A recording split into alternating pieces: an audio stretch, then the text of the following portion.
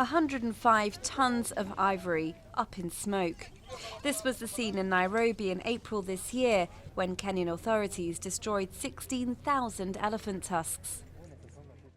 To lose our elephants would be to lose a key part of the heritage that we hold in trust.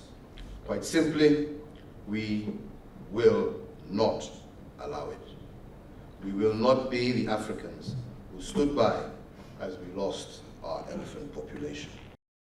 Faced with an upsurge in elephant and rhino poaching, wildlife rangers across Africa are arming up. Canine patrols, high-tech equipment, drones, thermal cameras and automatic weapons. The fight against poaching is more and more like a war, which the continent says it can't win alone. If the world wants to see species such as rhinos and elephants continue to persist in the wild, then the world would also have to help.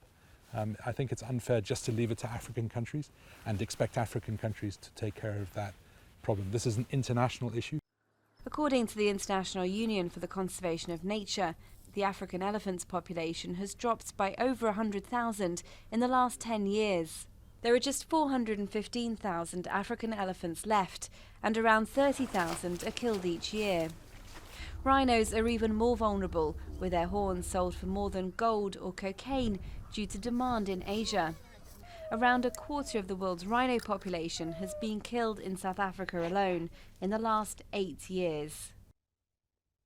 We have to keep this issue high on the agendas of governments. We've got to keep public awareness efforts going strong, and ultimately we have to reduce the demand for the product by the consumers who are buying these species.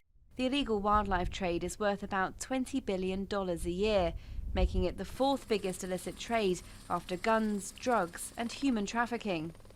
But while some African countries prioritise the fight against poaching, others believe there are more important problems like conflict, poverty and hunger.